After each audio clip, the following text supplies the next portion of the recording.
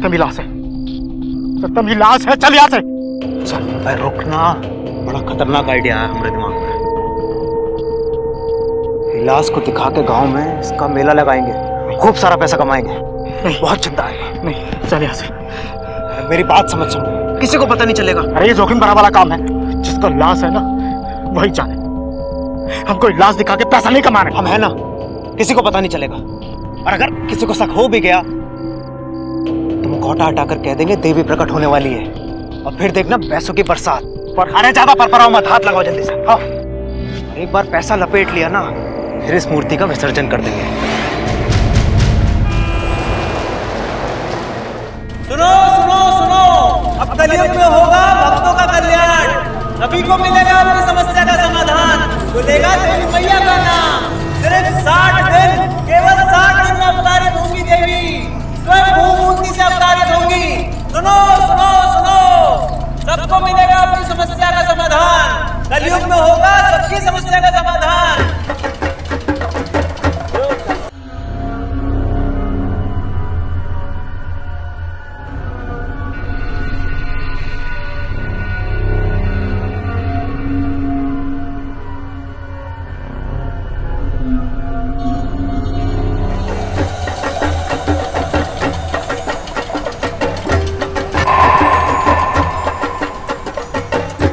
बोलो देवी मैया की, देवी मैया की।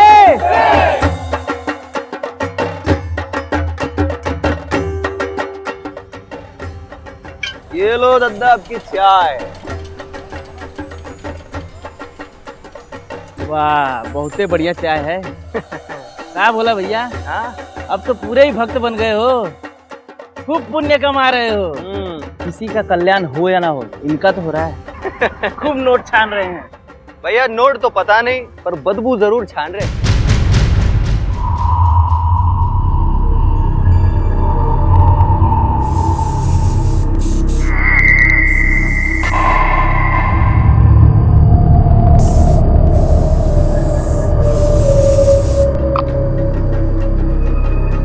भाइयों, कल रात को माता रानी हमको दर्शन दिए हैं और एक ठो बात बोले हैं कि माता रानी आपकी निष्ठा और भक्ति से बहुत प्रसन्न है, और साथ ही साथ आप लोगों के दुखों को देखते हुए बहुत दुखी भी है। माता रानी बहुत जल्द प्रकट होंगी आपकी दुविधाओं का नाश करने के लिए। तो माता रानी की, माता रानी की। तो भाइयों, अब आप लोग आइए और माता रानी की आरती लगाइए। देखिए, हमने आप लोगों के लिए माता रानी को 1000 के नोटों का माला चढ़ाया है। अब जो मुझसे बन पड़ेगा वो मैं जरूर चढ़ाऊंगा। माता रानी की, माता रानी की। ये हमारे तरफ ना भाई ना, हम कोई पंडित पुजारी तो है नहीं, हम तो माता रानी के सेवक हैं और पूरी जिंदगी माता रानी की सेवा में गुजारनी है। आपके चढ़ावे को तो हम हाथ नहीं लगाएंगे। अरे महाराज, काहे पंडित जी को पाप लगा रहे हैं? ये दान पेटी नहीं देख रहे हैं, ये इसमें चढ़ाइए ना। हाँ जाइए जाइए। अरे आप सब भी आइए, चढ़ावा लगाइए। आइए आइए आइए। माता रानी की, माता रानी की।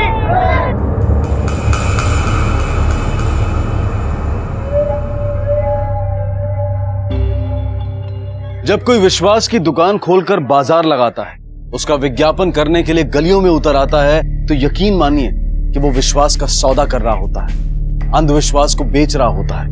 अंधविश्वास के ऐसे व्यापार में ना तो कोई श्रद्धा होती है और ना ही कोई भक्ति, बस होता है तो सिर्फ पैसा। इसके पीछे मंशा सिर्फ एक ही होती है, झूठ की चाशनी को शहद बनाकर दिखाना और उसमें सीधे साधे लोगों को मक्खियों की तरह फंसाना।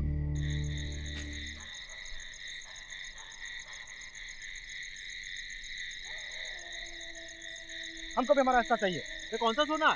किस सोने की बात कर रहे हो? लखनऊ की बस्ती में किसी की हैसियत है सोना चढ़ाने की? है? साला सोना खुद हड़प जाओगे। बहानेबाजी मत कर, मत बोल मूर्ति हमको मिला था। हाँ मिला था तो का उखाड़ने लगे तुम? हाँ, आइडिया तो हमारा था ना, तुम तो डर के कट रहे थे, बोले नहीं करते हैं, इसमें तो बड़ा जोखम है। ये देखो, ये हम थे जो दिए ई माल कमा के माला माल होने का आइडिया। ये ब्रेन की कोनो कीमत है कि नहीं? लटखोर, तू जानता नहीं हमको। 2 घंटे में ना तुम्हारा सारा खेल खत्म कर देंगे, बता देंगे पूरी दुनिया को। अरे धमकी मत दो, छोड़ो हमरा कॉलर।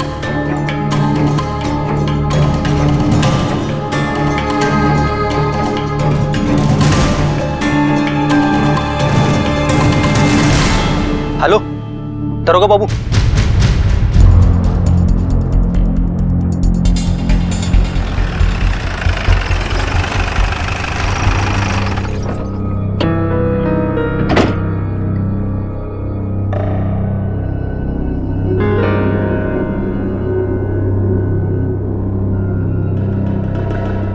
ये सब क्या है गुप्ता? यहाँ तो कोई भी नहीं है, पूरा पंडाल खाली है। लेकिन सर फोन करने वाले ने यही जगह बताई, कोई चाय वाला।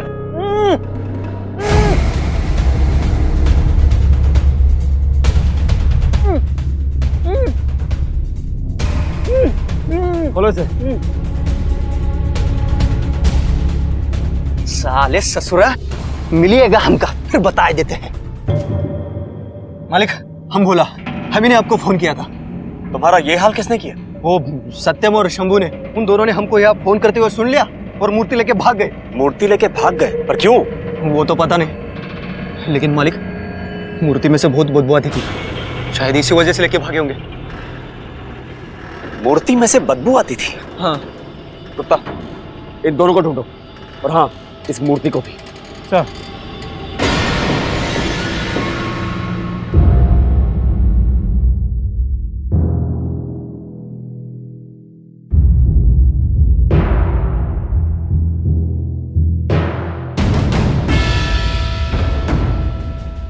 गुप्ता तुम इसी मूर्ति की बात कर रहे थे?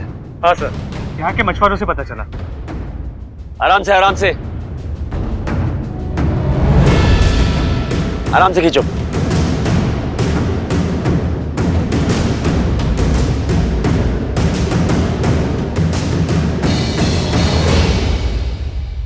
सर इस मूर्ति में से किसी औरत के बाल निकल रहे हैं।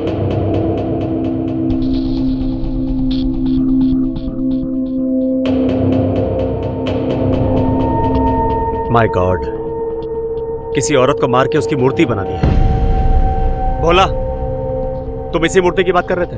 हाँ मालिक, यही तो है देवी माँ की मूर्ति। गुप्ता इसे फॉरेंसिक लैब भेज दो, ध्यान से और बहुत आराम से। सर और हाँ, अब तक आप लोग देवी समझ के जिसकी पूजा कर रहे थे, देवी मैया के, वो देवी भी नहीं है, लाश है, डेड बॉडी। अब जरा सोच के बताइए कि पिछले कुछ दिनों में, पिछले हफ्ते में इस गांव से या इस गांव के आसपास के इलाके से कोई औरत लापता हुई है? अच्छा, इस गांव में और गांव के आसपास के एरिया में मूर्ति कौन बनाता है, यह भी नहीं मालूम। अच्छा भोला, ये सत्यम और शंभू मेला लगाने के अलावा और क्या काम करते हैं? मालिक ये शंभू तो फेरी वाला है, बच्चों का फ्रॉक सब बेचने का काम करता है, और ये सत्यम ब्लॉक में सरकारी कागज बनाने का दलाली करता है। गुप्ता एक काम करो, जिस भी गांव वाले के फोन में सत्यम, शंभू या मूर्ति की फोटो मिले उसे एविडेंस के तौर पे कलेक्ट कर लो। सर कोई सोच भी नहीं सकता था कि कभी किसी देवी की मूर्ति के अंदर लाश मिल सकती है। इस खबर ने लोगों के विश्वास की बुनियाद हिला दी थी, लेकिन कोई ऐसा क्यों करेगा? क्या किसी लाश को ठिकाने लगाने के लिए मूर्ति महज एक जरिया थी, या फिर किसी लावारिस लाश को उठाकर मूर्ति में डाल दिया गया था ताकि देवी के प्रकट होने की बात फैलाकर लोगों से पैसा ऐंठा जा सके? पुलिस के सामने ऐसे कई सवाल थे और वो जुटी थी शंभू और सत्यम की तलाश में। जी जी sir, okay sir, yes. Mishra, ये केस जितना सीधा दिख रहा उतना है नहीं। अपने लाइफ में मैंने बहुत लाशें देखी हैं, लेकिन पीओपी में लाश मिलना मैंने पहली बार देखा। ये केस बहुत पेचीदा और सेंसिटिव है। धर्म के नाम पर लोगों की भावनाओं के साथ खिलवाड़ हुआ है।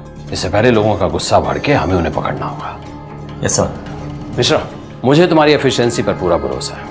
पूरी ताकत लगा दो कि मुजरिम जल्द से जल्द पकड़े जाए। सर आप बिल्कुल चिंता न करें, दिन रात एक कर देंगे हम।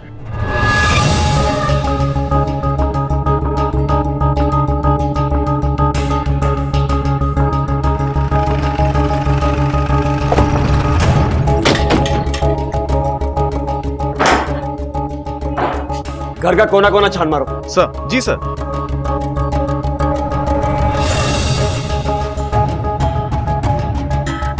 कुछ मिला? नहीं सर, चलो सर, अंदर बिस्तर, बर्तन और कपड़ों के अलावा कुछ खास मिला नहीं। चलो सर।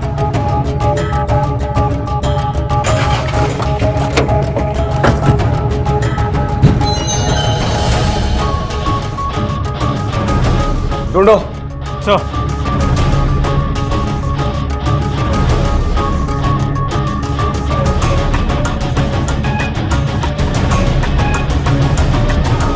सर यहां भी कुछ नहीं मिला। सर, उन दोनों के बारे में कोई ठोस जानकारी नहीं मिल पाई। दोनों के फोटोज को आसपास के सभी पुलिस स्टेशन भेज दिए और सभी खबरियों को भी काम पे लगा दिया। पिछले 2 या 3 महीने में किसी औरत की मिसिंग कंप्लेंट है कि ये भी चेक करने के लिए कहा है। गुड। देखो गुप्ता, इस केस में कोई भी गलती नहीं होनी चाहिए। सर, हो सकता है सत्यम और शंभू ने किसी का मर्डर किया हो और लाश को ठिकाने लगाने के लिए पीओपी की मूर्ति का रूप दे दिया। हाँ हो सकता है, लेकिन सोचने वाली बात यह है कि अगर मर्डर इन दोनों ने किया है तो मर्डर करने के बाद इन दोनों ने मेला क्यों लगाया? अच्छा, क्या तुम वही रुको? सर, नारायण चक गांव के बाहर एक झोपड़े में सत्यम को देखा गया। गाड़ी निकाल।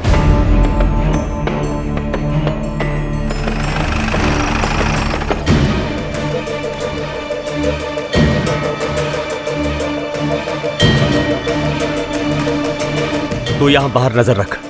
चलो।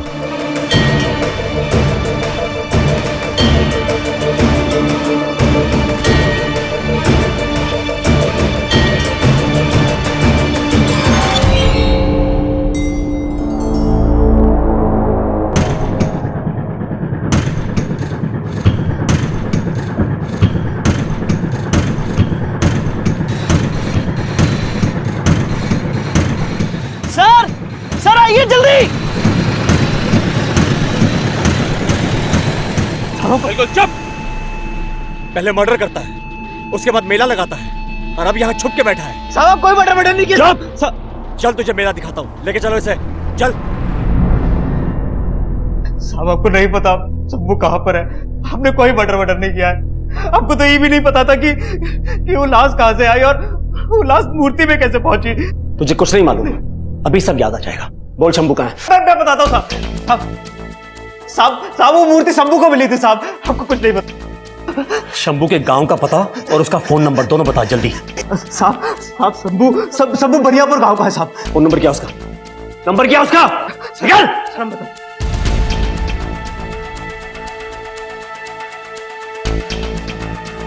नंबर काम नहीं कर रहा है, कृपया नंबर जांच लें। गुप्ता एक काम करो, इस शंभू के सारे कॉल रिकॉर्ड बाहर निकालो and most important last location क्या थी पता करो। सर, मैं भी देखता हूं तेरा ये शंभू कब तक बिल में छुप के बैठा रहता है। समझा तू?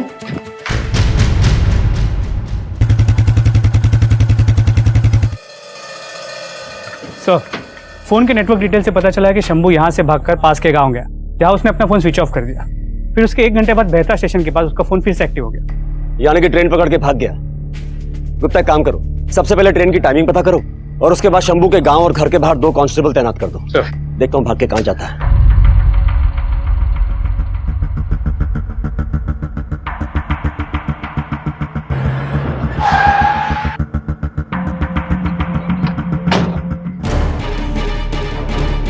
रुक! ए शंभू रुक! रुक!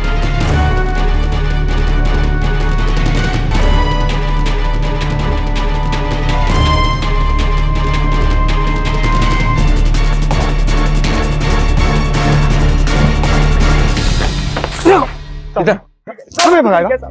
नहीं भगाएगा? कुछ नहीं किया। ए पकड़ क्या इसमें? ए चेक कर इसको। सच बोल रहे साहब, हम कुछ नहीं किया साहब। कुछ नहीं किया साहब, कुछ नहीं किया साहब। चल ए उठा इसको। ए चल साहब कुछ नहीं किया। साहब कुछ नहीं किया साहब। आपने किसी को नहीं मारा साहब। किसी को नहीं मारा? तू ऐसे नहीं बोल। कुत्ता बोल। सब बता दे साहब। हम कबूल करते थे साहब। हम मूर्ति का इस्तेमाल करके लोगों के अंधविश्वास का फायदा उठाते थे साहब। सत्यम उस दिन चढ़ावे के बंटवारे में बेईमानी करने लगा था सब। हमारा झगड़ा हो गया, भोला ने सब कुछ देख लिया और बात आप तक पहुंच गई। और इस काम के लिए तुमने किसकी आहुति दी? साहब हमने किसी को नहीं मारा साहब। सब वो आरा का होलसेलर है, वहां से माल लेकर लौट रहे थे सब। ये सत्यम भी कोनो काम से लौट रहा था साहब। सबका सबसे बहुत जोर का लगा था। सब रामपुर के पास हमने बस रुक पाई और सब हम पेशाब करने के लिए उतरे थे सर। यार इतना लंबा सफर, साला अब जाके बस रोका है।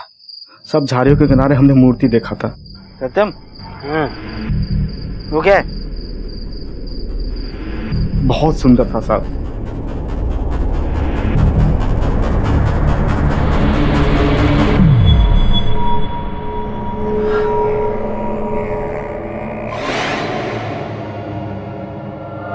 सत्यम की लाश है। तब सब हमें पता चला कि इस मूर्ति के अंदर एक लाश है। तब हम तो बहुत डर गए थे। क्यों बे? तुमको हमारी शक्ल पे लिखा है कि हम पखलौल हैं, कि तुम कोई भी कहानी बनाओगे और हम मान जाएंगे। अब मैं आखिरी बार पूछ रहा हूँ, सच सच बोल, सच बोल, वरना यही पुलिस स्टेशन में तेरी मूर्ति बना दूंगा। बोल, तुमने किसको मारा और मार के मूर्ति में डाल दिया? बोल। साहब हम सच्ची सच्ची कह रहे हैं। आपको नहीं मालूम था उसमें किसका लाश है। हमारा मत मारा गया था, लोग में आके मूर्ति को उठा रहे थे सर।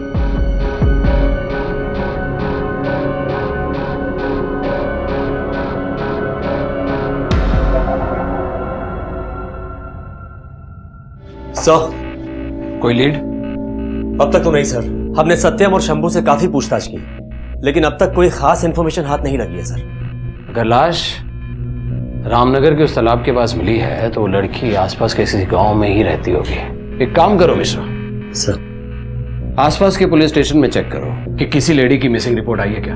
अपने खबरियों को एक्टिवेट करो, एक एक गांव को छान मारो। Sure sir. अगर सत्यम और शंभू सच कह रहे थे तो इसमें हैरानी की कोई बात नहीं थी, क्योंकि आस्था का ऐसा व्यापार सबसे आसान होता है। इसमें इन्वेस्टमेंट जीरो, मेहनत जीरो और रिटर्न्स बहुत हाई होते हैं। इस व्यापार में लोग आकर प्रणाम करते हैं और पैसा देकर चले जाते हैं, और उन पैसों के बदले में उन्हें कुछ देने की भी जरूरत नहीं होती। शायद इसीलिए शंभू और सत्यम ने वो मूर्ति उठाकर मेला लगा लिया था। लेकिन पुलिस की मुश्किलें डबल हो गई थी। उन्हें पता नहीं चल रहा था कि ये लाश किसकी। उनके पास ना तो आइडेंटिफिकेशन का कोई जरिया था और ना ही आगे की कोई लीड। डॉक्टर साहब, क्या पता चला? प्लीज बैठिए बैठिए। जी, मूर्ति से बॉडी किसी औरत की मिली है। एज करीब 30 के आसपास की होगी। उस औरत को पहले किसी ने मारा, फिर पीओपी लगाया है। बॉडी कितनी पुरानी? 2 से 3 हफ्ते पहले मारा गया। और मौत का कारण? उसके सर पे किसी हैवी चीज से वार किया गया है, या फिर उसके सर को बार बार दीवार पे या जमीन पे मारा गया है। उसकी बॉडी से ये सोने की बाली मिली।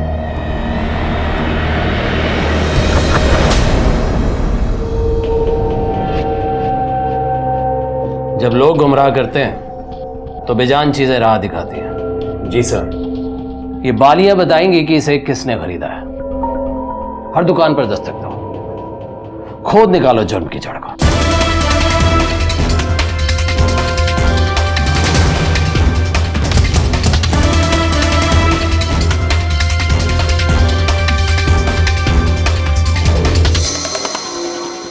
हाँ सर, ये बाली हमारे यहाँ की है। खरीदी किसने थी? कोई रिकॉर्ड है तुम्हारे पास? जरूर होगा सर, 1 मिनट दीजिए।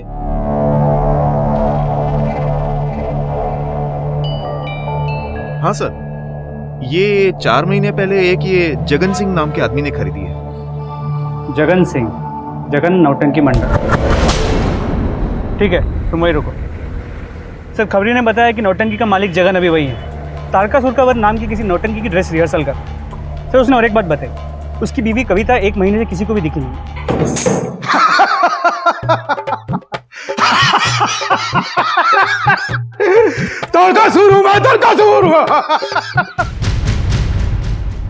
हमें छोड़ दीजिए। तेरा बात तो निश्चित है।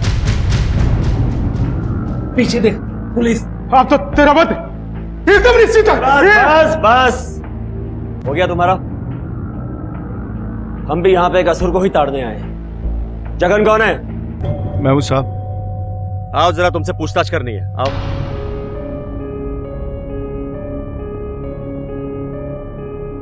जगन, तेरी पत्नी कविता कहाँ है? सर, तीरथ पे गई। हम यहाँ तेरी नौटंकी सुनने नहीं आए हैं, सच सुनने आए हैं। तुझे क्या लगा कि तू अपनी ही पत्नी का मर्डर करके हमको नौटंकी दिखाता रहेगा और हमें पता ही नहीं चलेगा? क्या कह रहे हैं सर? कविता का खून? नाटक मत कर। हमने नहीं मारा सर। सर, हमें तो पता ही नहीं उसका कत्ल हो गया।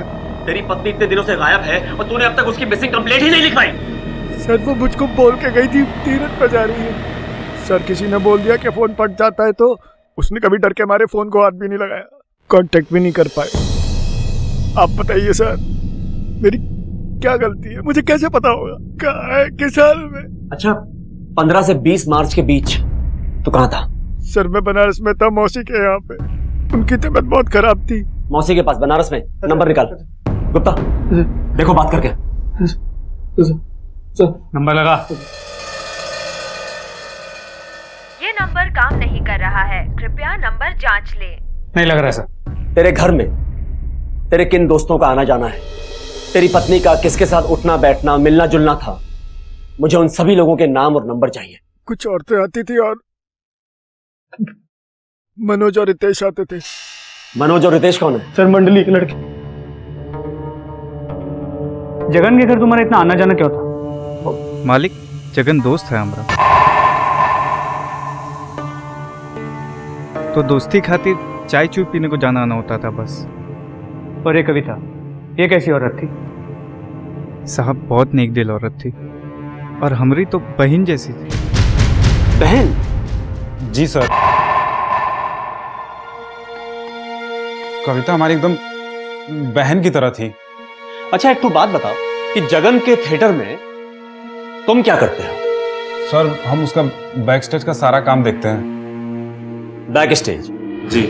मतलब कि प्रॉपर्टी हुई, मूर्ति हुई, मुखौटा हुआ, ये सब संभालते हो ना? जी सर, और मुखौटा और मूर्ति का काम जगन खुदे देखते हैं। अच्छा तुम लोग तो कलाकार आदमी हो, तो पेंटिंग उंटिंग तो आराम से बना लेते होगे। मेरा मतलब है कि मूर्ति हुआ, मुखौटा, ये सब बनाना तो तुम लोग के बाएं हाथ का खेल होगा। नहीं सर, हम इतना बड़ा कलाकार थोड़े ना है। अच्छा मर्डर उडर तो आराम से कर ही लेते होगे। सर पता नहीं आप क्या जानना चाहते हैं, लेकिन कविता बहन के मौत के साथ हमारा कोनो ताल्लुकात नहीं है। ठीक है जाओ।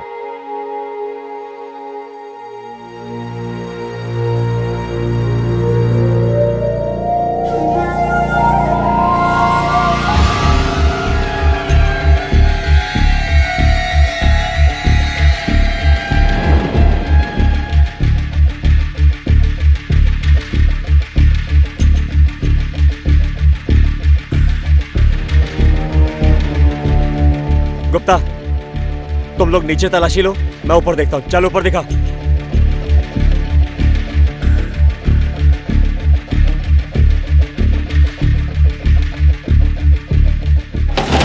क्या बे, तेरी बीवी का परमानेंटली जाने का प्रोग्राम था क्या? तेरे घर में तेरी बीवी का एक भी कपड़ा नहीं है। सर कुछ दिन पहले सर पेस्ट कंट्रोल करवाया था, सारे कपड़ों में बदबू थी, इसीलिए धोबी को दे दिया। तेरा पूरा खेल मेरी समझ में आ रहा है। तेरी बीवी इतने दिनों से गायब है और तूने उसकी मिसिंग कंप्लेंट नहीं लिखवाई। तुम्हारे घर में तुम्हारी बीवी का एक भी कपड़ा नहीं है और तुम कहते हो कि धोबी के पास है। अब अगर मैं धोबी के पास जाऊंगा तो वो मुझे किसी के भी कपड़े दिखा के बोल देगा कि तुम्हारी बीवी के कपड़े हैं, है ना? अबे मर्डर की प्लानिंग बहुत अच्छी की तूने, एकदम तुम्हारी नौटंकी की कहानी की तरह। लेकिन तू एक बात भूल गया जगन, अगर तेरी नौटंकी की कहानी में मुझ जैसा एक कैरेक्टर होता ना तो तू ऐसा गुनाह कभी नहीं कर पाता। पुलिस को जगन का कैरेक्टर शुरू से ही संदेशपद लग रहा था। कोई अपनी पत्नी से 1 महीने तक बिना संपर्क के कैसे रह सकता है? तो क्या जगन झूठ बोल रहा था? और अगर वो झूठ बोल रहा था तो क्या उसी ने अपनी पत्नी कविता का खून किया था? और अगर वो झूठ नहीं बोल रहा था तो जगन और कविता का रिश्ता बड़ा ही विचित्र था। सर सभी से पूछताछ कर ली, कुछ हाथ नहीं लगा, लेकिन ये मनोज और रितेश अचानक से गायब हो गए। दोनों के फोन्स भी स्विच ऑफ है। क्या? एक काम करो गुप्ता, पूरी फोर्स लगा दो, इन दोनों को फटाफट ढूंढो, और हाँ इन दोनों का नंबर भी सर्वेलेंस पे डाल दो। सर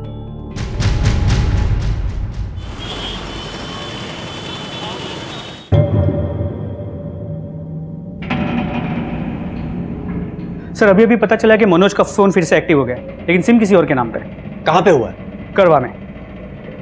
गुप्ता काम करो, करवा पुलिस को हमारे आने की खबर दे दो, और हाँ उनसे कहना कि हमसे कोऑर्डिनेट जरूर करते रहे। सर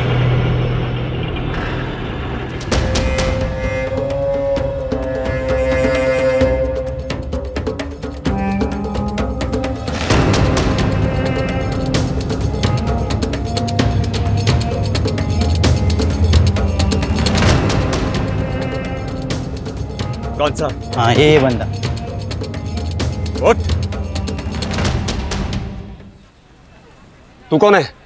जी बोलिए साहब। पक्का यही नंबर ट्रैक हुआ है? हाँ सर ये नंबर। फोन दिखा। ये फोन कहां से मिला तुझे? जी साहब, यहीं के पास के दुकान से सेकंड हैंड में खरीदा है। चल बता कौन सी दुकान से लिया, चल लेके चलो इसे। सर ये एक आदमी बेच के गया था। इस तस्वीर को देखो, क्या इसी आदमी ने बेचा था? हाँ सर यही था। कुछ अंदाजा है कि ये आदमी इस समय कहां मिलेगा? सर उसका तो नहीं पता। तुमको उसके बारे में कोई भी खबर मिलती है सीधा मेरे को फोन कर। जा। जी सर। क्या अपडेट है मिश्रा? सर मनोज का फोन ट्रैक तो कर लिया है, लेकिन मनोज ने फोन किसी और को बेच दिया सर। मिश्रा, आजकल फोन की लत ऐसी है कि दिल धड़कना बंद हो जाए लेकिन फोन बजना बंद नहीं होता। अगर उसने पुराना फोन बेचा है तो जाहिर है नया मोबाइल और सिम कार्ड भी खरीदा होगा। पैसे तो थे उसके पास, क्योंकि उसने कविता की लाश से गहने नहीं निकाले थे। ऐसा करो, 50-60 किलोमीटर के आसपास जितने भी गांव हैं जहां मोबाइल और सिम कार्ड की शॉप है, वहां से सिम कार्ड के नए एप्लीकेशन फॉर्म कलेक्ट करो और एक एक फॉर्म को चेक करो।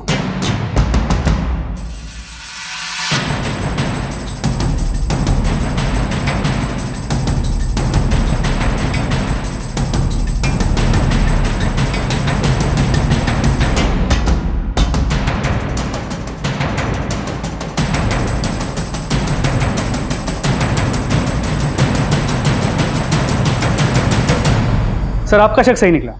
मनोज ने पास ही के कस्बे से नया सेलफोन और सिम कार्ड खरीदा। ये उसकी डिटेल्स है। Very good. कुछ और मिला? हाँ सर, साइबर सेल को मनोज के पुराने फोन में से एक डिलीटेड वीडियो के ट्रेसेस मिले। वो उसे रिकवर करने की पूरी कोशिश कर रहा है। गुड। गुप्ता काम करो, इस मनोज का फोन भी सर्वेलेंस पे डालो। सर।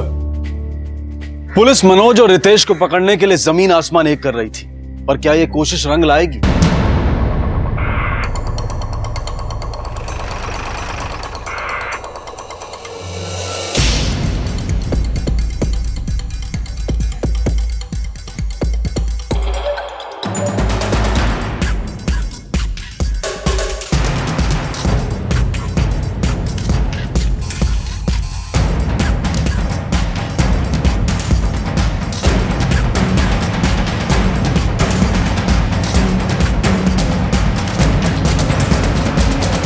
कहां भाग रहा है बे?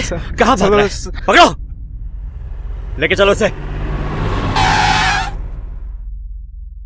बस साहब, बस साहब, हमने कुछ नहीं किया साहब, हमने कभी तक नहीं मारा। अगर तुमने कुछ नहीं किया तो भागा क्यों? अपना फोन क्यों बेचा और एकदम से नंबर क्यों ऑफ कर दिया?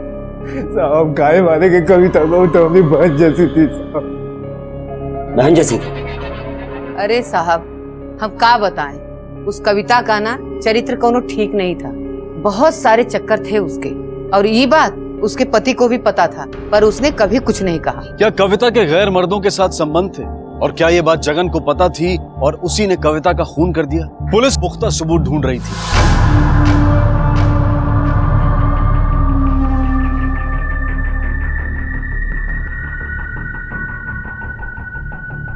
सर इसके छज्जे पे मिला, बिल्कुल वैसे ही है जैसे उस मूर्ति पे था।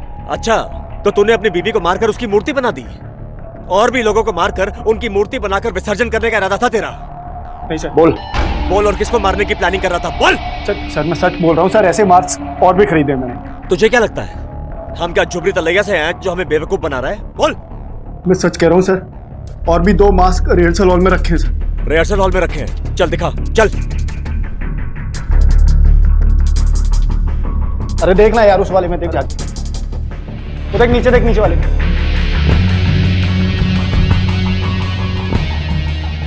कहाँ गया यार मास्क? अरे मुझे क्या पता, मैं तो सिर्फ यहाँ पर नाम का इंचार्ज हूँ। कोई भी आता है सामान लेकर चला जाता है और रजिस्टर भी मेंटेन नहीं करता सर। चल वहां देख। हाँ देखता हूँ मैं।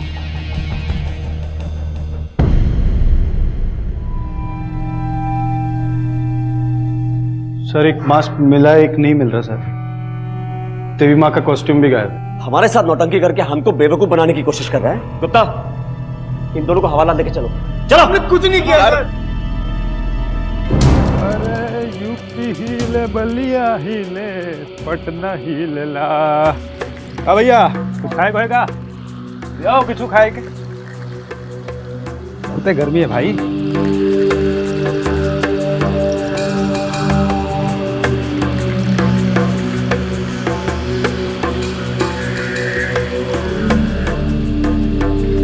क्या? तुम वही रुको।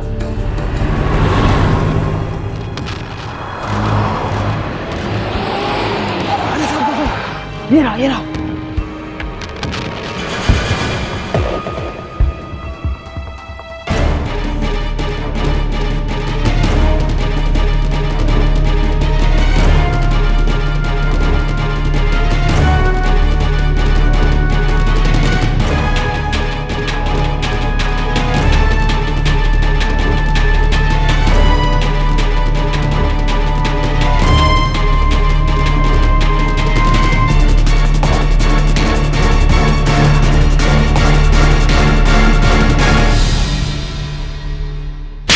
ले चलो इसे।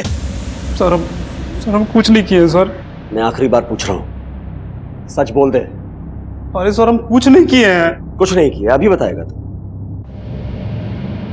अरे सच बोल रहे सर, हम कुछ नहीं किए हैं। कुछ नहीं किया है? हम कुछ नहीं किए हैं। अरे सर हम कुछ नहीं किया, कुछ नहीं। सर सच बोल रहे हैं सर। चुप। अब सुन मेरी बात, मनोज ने सच बक दिया है।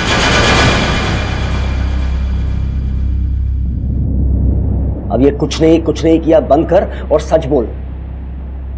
बोल। सच बोल रहे सर, हम कुछ नहीं किए हैं। क्या मनोज और रितेश ही कविता के असली कातिल हैं? या कविता का पति जगन है उसका असली हत्यारा? पुलिस को जगन पर शक तो था, लेकिन वो पुख्ता सबूत ढूंढ रही थी। और तभी हेलो, हाँ बोलो। अच्छा ठीक है, ओके सर। फोरेंसिक लैब से फोन था, मोबाइल की वीडियो रिकवर हो गई। गुड। बहन जैसी थी।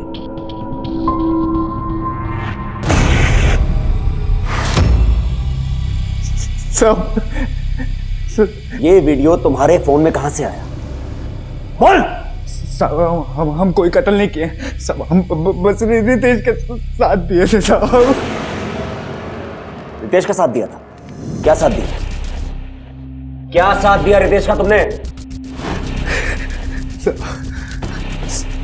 कविता बहुत खूबसूरत थी साहब, इसीलिए रितेश हमेशा उसके पीछे लगा रहता था। सब पसंद हम भी करते थे, लेकिन हमारी कभी हिम्मत नहीं हुई उसके पास जाने की। लेकिन रितेश साहब पता नहीं कौन से मिट्टी का बना था, एकदम पागल ही था साहब। हमेशा उसके नजदीक जाने की कोशिश करता था। और एक दिन साहब वो कविता को बाजार में अकेले पकड़ लिया और अपने दिल का बात कह दिया। अरे कविता भौजी, प्रणाम। रितेश तुम यहाँ पे? वो कहा है ना कि आपसे एक बात कहनी थी। हाँ बोलो। अरे भौजी वो कहा है ना कि आप हमको बहुत अच्छी लगती हैं और हम आपसे बहुत प्यार करते हैं। दिमाग खराब है तुम्हारा, पगला गए हो तुम। तुम्हें दिखता नहीं हम शादीशुदा हैं? तुम्हारे भैया को पता चलेगा ना, खूब मारेंगे तुमको। भौजी हम आपसे बहुत प्यार करते हैं, एक बार समझिए तो।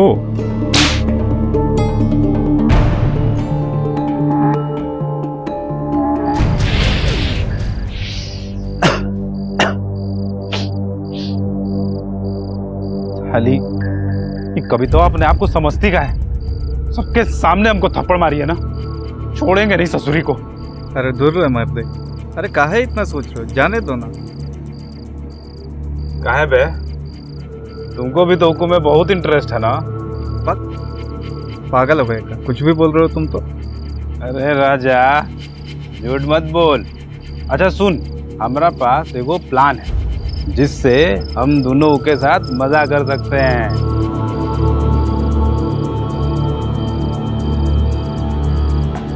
ऐ, तुम्हारा ना दिमाग खराब हो गया। देखो भाई, हमको तो कोनो लफड़ा में नहीं पड़ना। अरे कोनो लफड़ा नहीं होगा, तो हमारा बात सुन।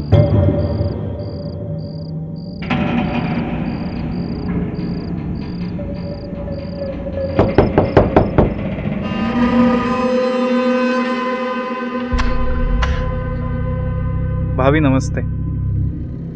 तुम दोनों यहाँ पे? वो भाभी हम ना मामा बन गए, तो सबको मिठाई देने जा रहे थे, सोचा आपको भी देते चले। भाभी आप अंदर नहीं बुलाएंगे? आओ।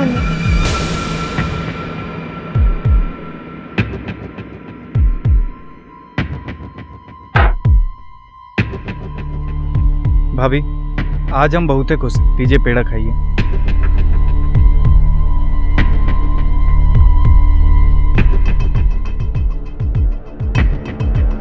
रिहर्सल कैसा चल रहा है तुम्हारा? ठीक ठीक चल रहा है भाभी।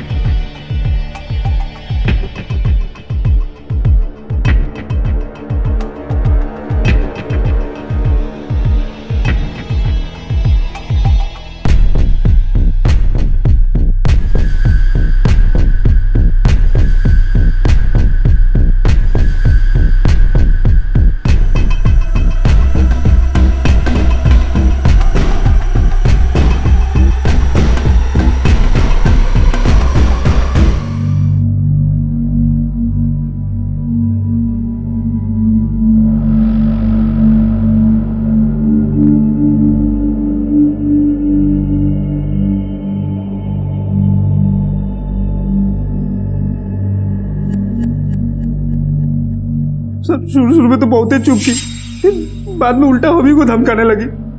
हम डर गए थे सर। फिर एक दिन जगन आउ का मंडली वाले लोग भोपाल जा रहे थे परफॉर्मेंस देने के लिए। फिर हम बीमारी का बहाना लेके वही रुक गए। फिर बाद में हम कविता के लैंडलाइन पे फोन करके उनको रिहर्सल हॉल में बुलाए, फुटेज देने के बहाने। सर बाद में पता चला कि वो कहीं तीर्थ यात्रा पे जा रही थी। उसके बावजूद वो हमसे मिलने आई।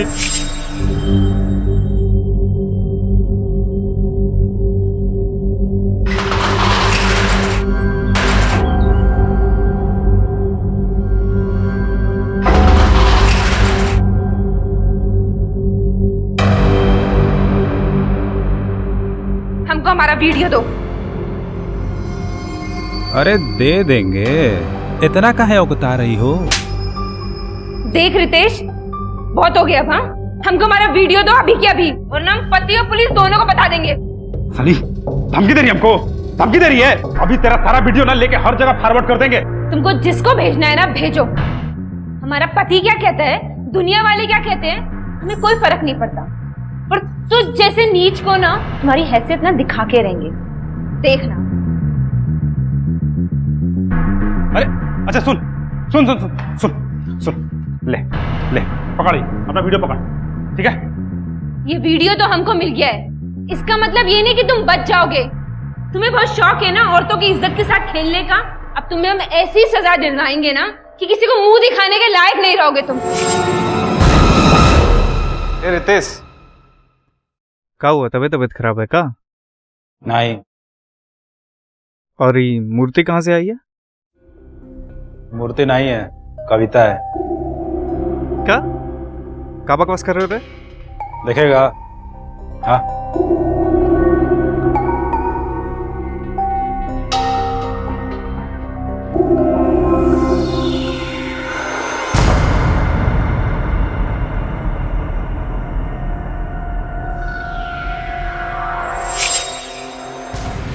सर माफ करो सर।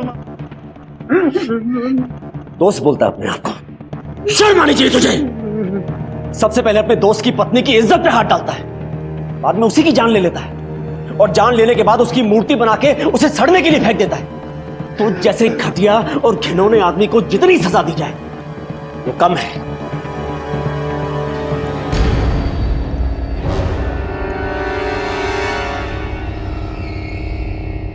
कविता की हत्या के इस मामले ने इस बात की फिर से एक बार पुष्टि कर दी कि हमने अपने समाज में औरतों को खुलकर जीने की, अपनी बात कहने की और अपना दुख दर्द बांटने की आजादी नहीं दी है। अगर मनोज और रितेश कविता को ब्लैकमेल कर रहे थे तो उसने कभी इसके बारे में किसी को कुछ बताया क्यों नहीं? पहले ही दिन से इसके खिलाफ आवाज क्यों नहीं उठाई? इसमें दोष सिर्फ कविता का नहीं, हमारी मानसिकता का है, हमारे नजरिए का है, जो ऐसे किसी भी अपराध का शिकार बनने के बाद औरतों को एक अलग तरीके से, नीची नजर से देखता है। क्यों ऐसे अपराध में बदनामी होती है औरतों की? अगर कोई आपका सामान लूट लेता है या आप किसी हिंसा का शिकार होते हैं तब तो आपकी बदनामी नहीं होती, तो फिर ऐसे अपराध में औरतों की बदनामी क्यों? बदनामी का यह डर ही ऐसे हैवानों को ऐसे घिनौने अपराध करने का अवसर देता है। ये बेहद जरूरी है कि हम अपने आसपास के लोगों की मानसिकता, उनका नजरिया, उनकी सोच बदलने की कोशिश करें। इसी विचार के साथ मैं अनूप सोनी अब आपसे विदा लेता हूँ। फिर मुलाकात होगी अगले एपिसोड में और खुलासा करेंगे एक और जुर्म का। तब तक अपना और अपने परिवार का ख्याल रखें और देखते रहें क्राइम पेट्रोल डायल 100 सबक एक को सीख हम सबको। जय Hind. If you want to enjoy more Crime TV content like this, please subscribe to our channel and click the bell icon.